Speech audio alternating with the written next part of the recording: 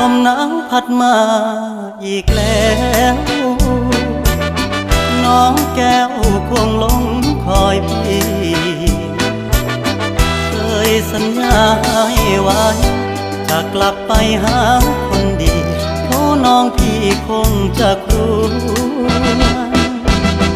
ลมหนาวพัดมาอีกคน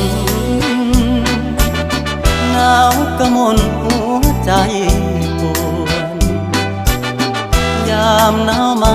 ห่างน้องเจ้าคงมองและรำครวญลมหนาวจะหวนกลับไปฟ้าเอ่ยโปรดเห็นฟ้าโปรดเป็นพยานให้ความรักยังไม่คลอนนิรันดร